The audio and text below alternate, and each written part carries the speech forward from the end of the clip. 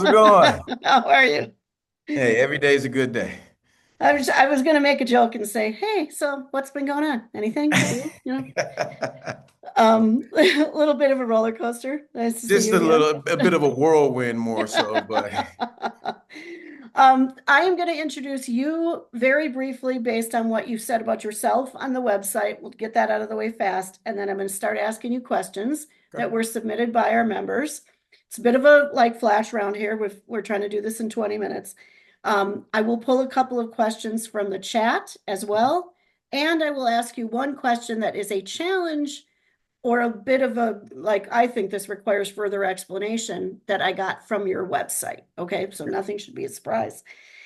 David Crowley is a girl dad I added the girl dad part, but you are a girl dad in his second term as Milwaukee County Executive, which has a $1.4 billion budget. He has served in the assembly and is a proud community organizer from Urban Underground, I believe. Yep. So, first question. All of the candidates agree that we need to do something about data centers. Yes. What can the governor do, or what do you need the legislature for, or should this be left to local governments? Great question. So first and foremost, thank you for having me. I want to thank everybody who is watching this as well. But when it comes down to data centers, the first thing that comes to mind is that I've been banging my head on the fact that the state legislature left session without actually putting something in place, right? Because people need to realize that we already have data centers here. And so how do we protect us from the current infrastructure that's currently here versus when we talk about what we're going to bring in? And so first and foremost, we need to make sure we're working with the legislatures to make sure that we are holding data centers accountable. One, they need to pay full price for any energy use that they use.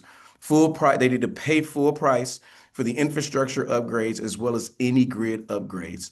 And local units of government should be able to have a hand whether or not a data center is going to move into their community. So say they should be able to amend or outright say no to these data centers. But I believe they also need to bring the Beyonce approach, if you will. And I call that the Beyonce approach. It means bring your own new clean energy. And so they should be bringing their own new clean energy and really focusing on that clean energy infrastructure because the best energy is the energy that we don't have to pay for, which comes from the sun and it comes from the wind. And so, because if we don't have a framework, they can go to Minnesota, Michigan, Illinois, wherever in this country. We have to recognize that our clean air and water doesn't just stop at the borders of Wisconsin.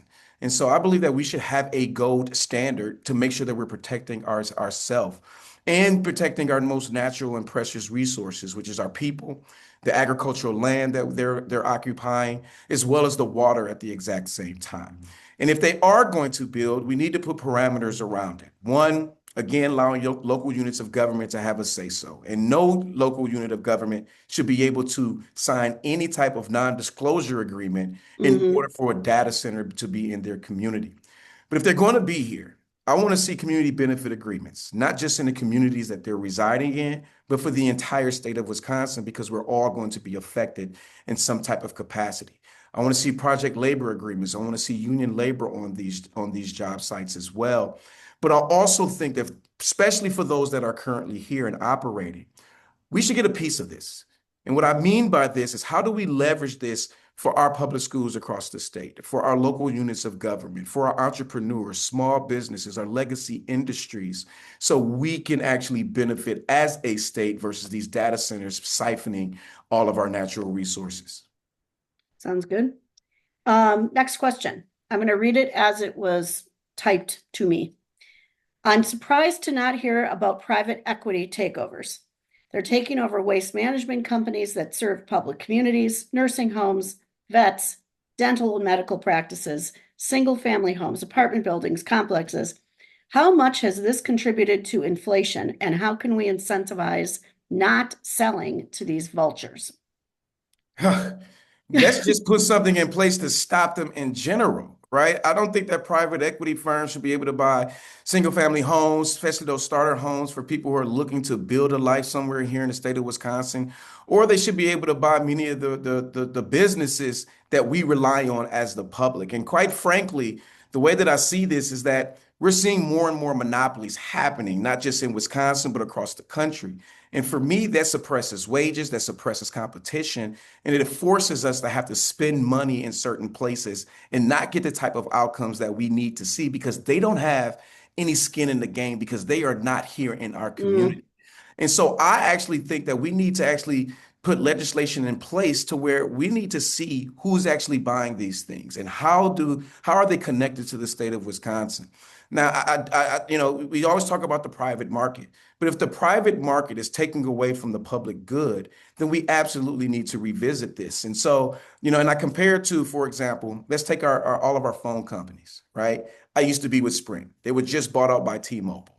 Now we really only have three major large cell phone companies. And so if there's no competition, there's no incentive to actually lower prices for people like you and me. And so I do believe that we need to get ahead of this. And it's one of the reasons why I say as Democrats, we've been playing defense for so long, we forgot how to be on offense.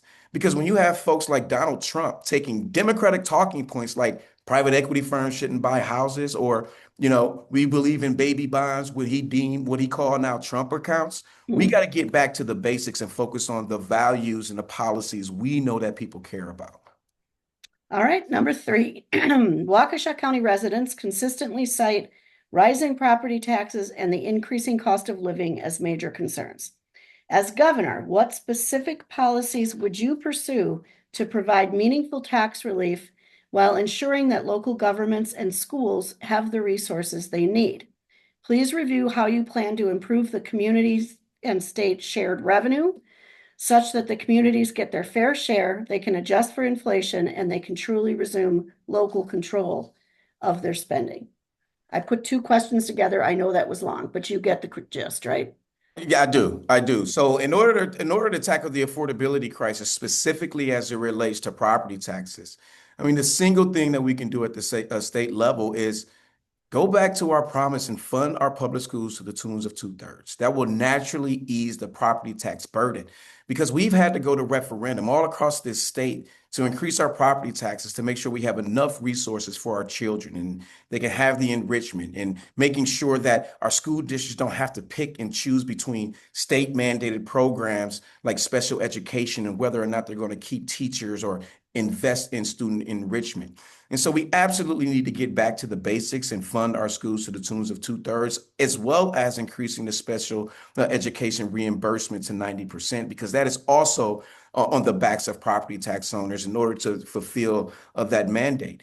And as a former state representative and been leading the county, the largest county in the state of Wisconsin, the shared revenue conversation is something near and dear to me. Yeah, I bet. I remember in 2023, we built a statewide coalition. Milwaukee County was facing its largest fiscal cliff in decades, and we were able to work with local units of government, many different stakeholders, businesses, nonprofits, the counties association, the League of Municipalities, the town association.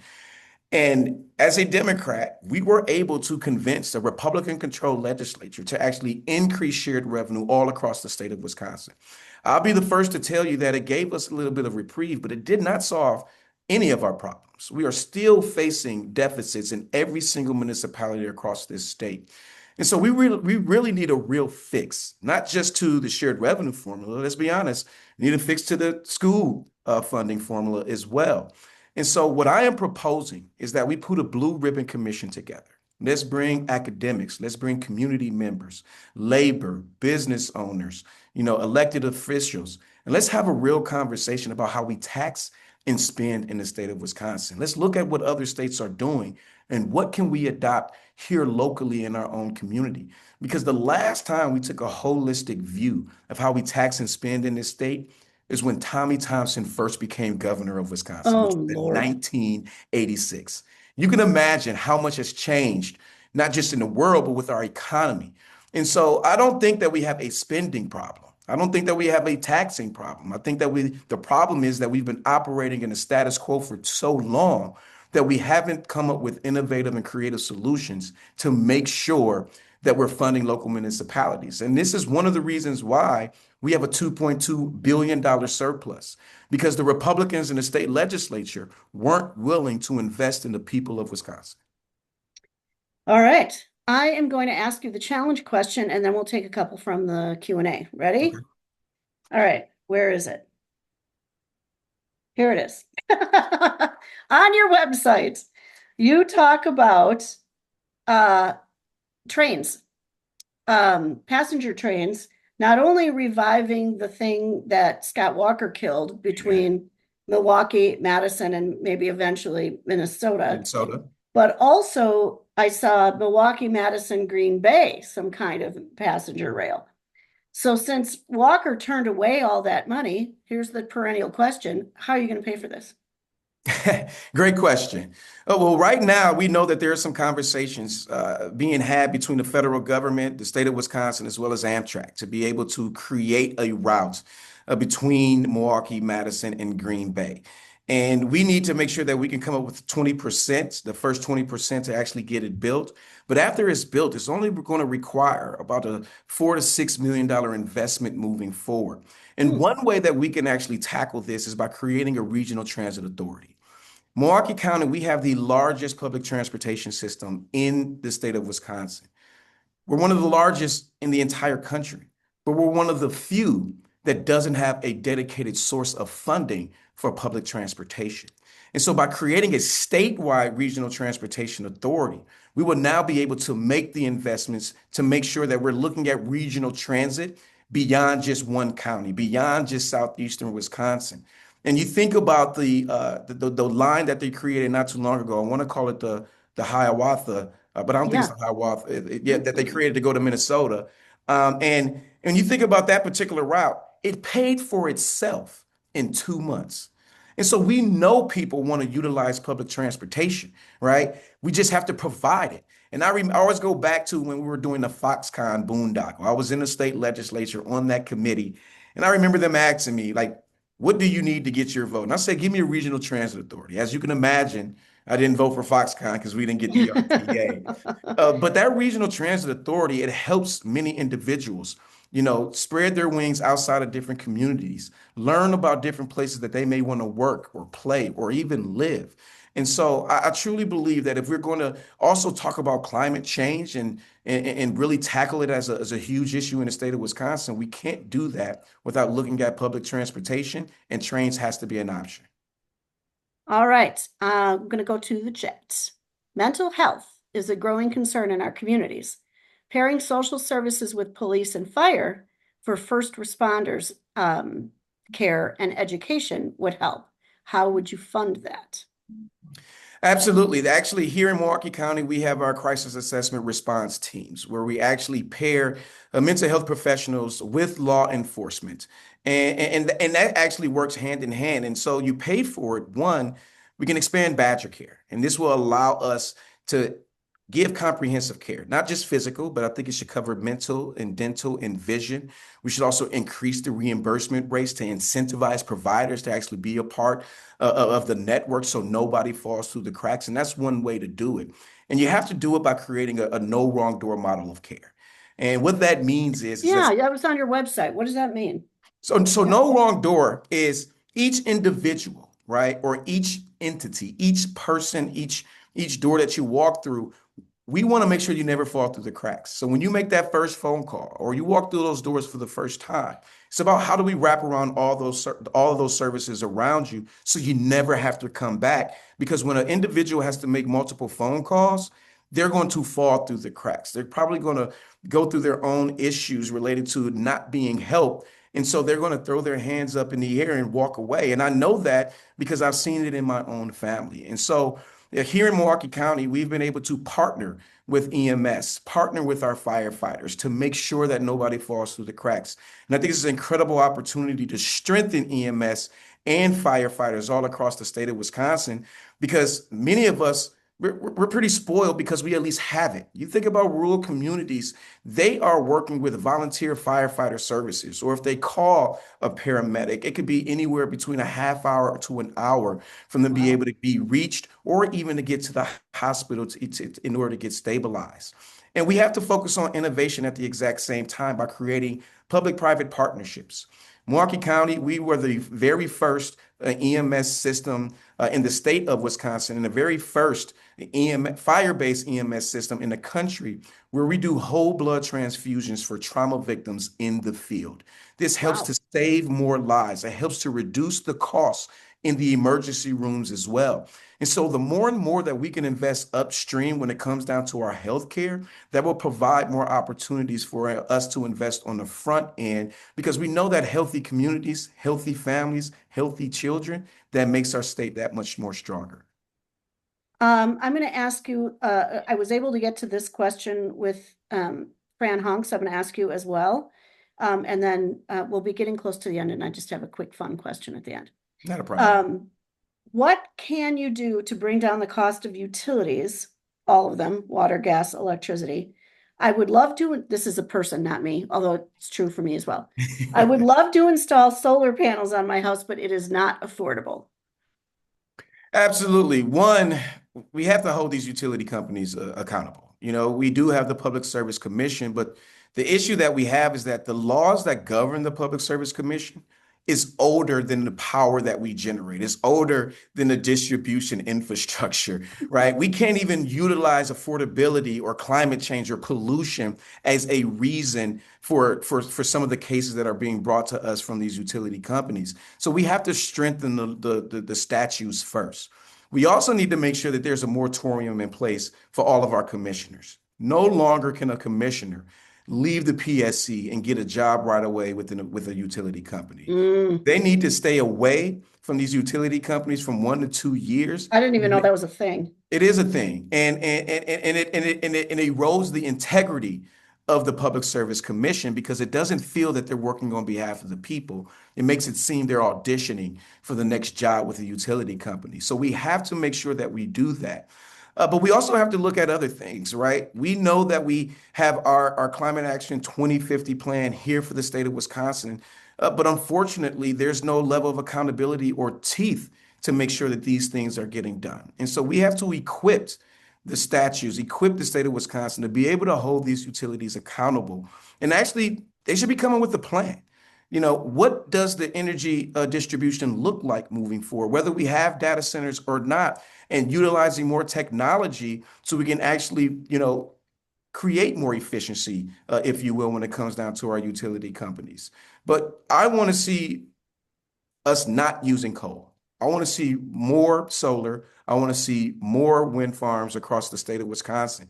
But we also need to pass legislation that allows for instant rebates to come back to the consumers, right? And not for you to buy something and have to mail in your coupon. It should Yeah. be an instant rebate, right? You should get that right at the point of sale.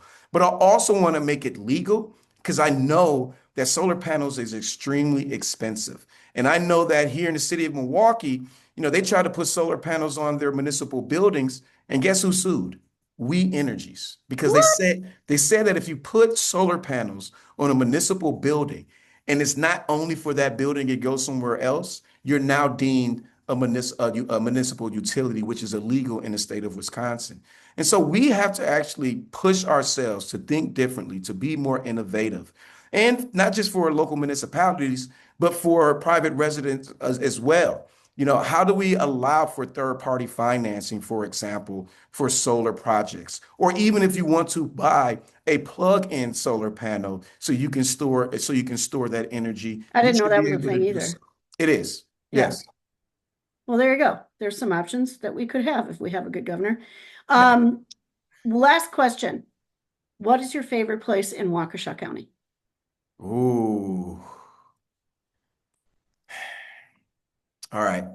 My favorite place, because I get a chance to be with my girls, and this is one of their favorite places, the Majestic Movie Theater. Oh, yes, that is a good movie theater. It's one of the best movie theaters, in my opinion, in southeastern Wisconsin. We try to go there as much as possible. We was just there not too long ago to see the new Toy Story I was movie. just going to ask you that. What did you see there most Toy recently? Story. Yeah, yeah. How And did the now girls I like think it? we're going to go see the new Minions movie coming up soon. So, All right, good. Enjoy our fantastic movie theater. All right, thank you so much for spending time with us.